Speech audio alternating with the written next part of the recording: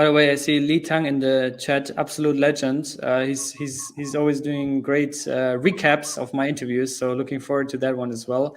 Follow him on Twitter. Awesome. For sure. Thanks, sir. I wanted to get back on, and I think it's very important what you explained. You explained a lot of important things, but the overhead for validators, right? And replicated security is called replicated because the entire Atom validator set has to basically double their infrastructure, right? They have to set up a new server, they have costs, they have extra labor cost.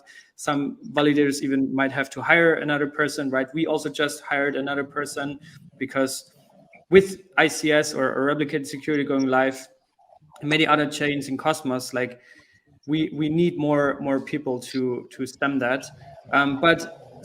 With this in mind, you mentioned it's hard to project cost, obviously, but let's say around ballpark number, like let's just say with replicated security, there's going to be an additional cost for the validator set of $1 million a year.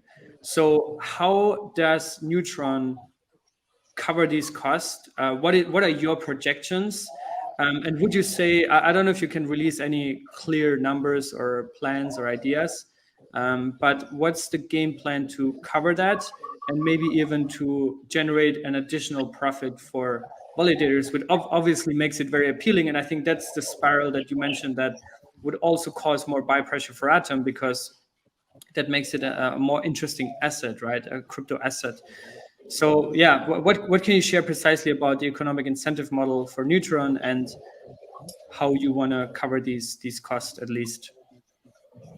Yeah, well, so there's two things. First, technically, I'm not saying they shouldn't, but technically the validators don't even need to break even or make any sort of revenue for the additional revenue from consumer chain to drive the price of Atom, because it's just a question of like financial modelization. If you have higher APR, then the cash flow that this asset produces is higher, and therefore it's more valuable, which has kind of like it's a prophecy. It's a self-fulfilling prophecy in a way, because if you have a higher valuation for the asset, then people who are validating actually make more money because the asset that they get as a reward is more valuable.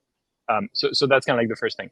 Now, in terms of like Neutron's case, Neutron is kind of fortunate. Like as a project, it's in a good position because it has all of the elements where it can help, make a really good deal for the hub, basically.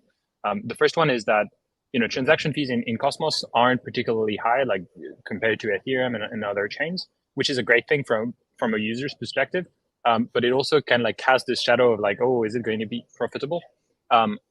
We think that Neutron can generate like millions of dollars of transaction fees per year with moderate fees, as long as it's like successful, like it should be. On top of which, we're kind of like we're working to recapture MEV in protocol as well. So that's an additional revenue stream that we are going to be proposing to share with the hub. So it's not just transaction fees, it's also like the value of the blocks themselves, which is going to generate revenue. So the more volume, the more value there is on Neutron, the more opportunities for extracting MEV will be available, and therefore the more revenue the blockchain auction will generate. So there's these two components, and what's really interesting about them is that they scale. Sorry, they scale both with adoption in the number of users and the number of transactions, but as well as with kind of like the size, right? And that makes a lot of sense from Neutron's perspective, because as kind of like the small contract for, as the small contract platform for Cosmos, for the Cosmos hub, there's it serves as a center of gravity for a lot of infrastructure projects. For example, like there's been this trend in Cosmos currently where a lot of projects, a lot of chains want to work together, but it's actually really hard in practice to align incentives because you have very strong trust assumptions, basically. Like, let's say, for Neutron and the hub, to make a token swap makes a lot of sense. For Neutron, it has the benefits of giving Neutron early liquidity, and for the hub, it provides exposure to Neutron at basically the best price early on, so that whatever the appreciation of the asset is, that all goes to the hub essentially.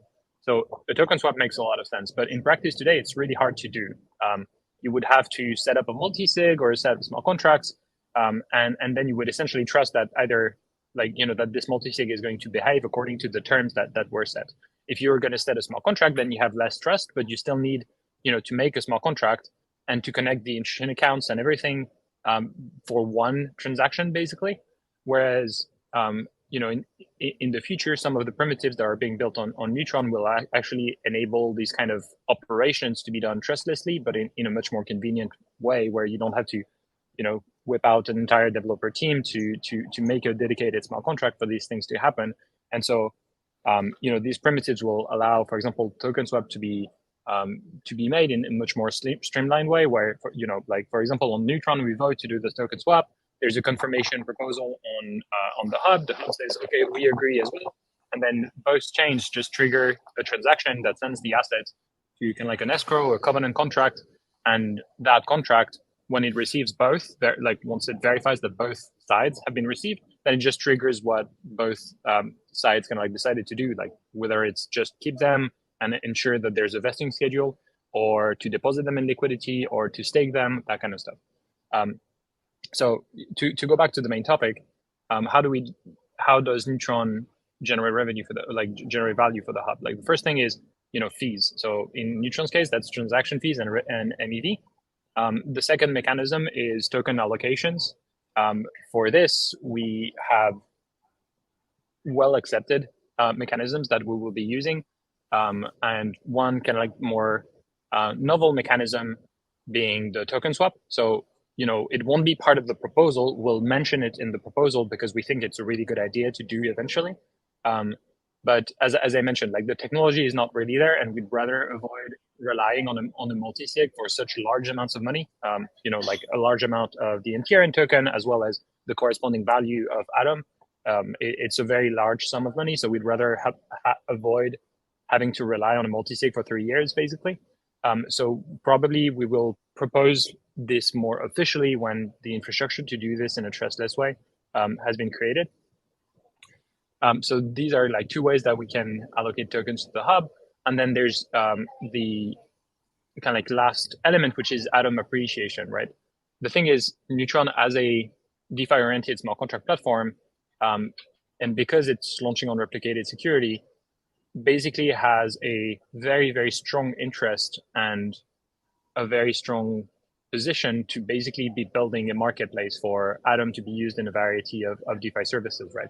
So, there's liquid staking, there's like providing liquidity, but there's also stuff like, borrowing against collateral that is Atom denominated, or, liquid staked Atom denominated, having more complex financial tools like, bond stripping, where you can have, when you can basically choose to have a position on the yield that Atom generates, like the rewards that Atom generates, or the value of Atom itself, its price. And then you can kind of like take a loan against your, like by basically selling your yield to buy more principal, and then at maturity, you get the tokens back. Well, I mean, so there's a bunch of like very interesting, sometimes complex, but very interesting financial primitives that will be built on Neutron, or that will integrate with Neutron, and all of this will drive demand and utility to Atom. So that's the first element. And the second element is that because of what I mentioned about like infrastructure and treasury management tools, there's a very strong chance that Neutron will be providing this like set of tools that don't exist currently, but that would be required for treasuries to be able to actually manage themselves and their, the assets that they hold and all of this in a much more expressive, in a much more dynamic fashion, meaning that, whatever protocol you have as a community, you may want to have some of your treasury being denominated in Atom or in another asset, right? And so by providing all these tools, Neutron will enable Atom to actually play this role in Cosmos, which I think a lot of projects have been meaning to do for a long time, but just didn't have the tools to do. So what that means is that you could have the largest buyers of all the institutions of Cosmos, essentially like the projects, the community pools, buying Atom to hold it or even to stake it via these tools, thanks to Neutron. And so all of this obviously creates, demand. It reduces the style pressure, and all of that contributes to sustaining the price. The other element as well is that, a successful launch of Neutron is a confirmation that, hey, replicated security works. The go-to-market of replicated security is going well. that's something that's going to drive revenue to the hub over the long term. So all of this is really bullish for Atom, basically. Yeah.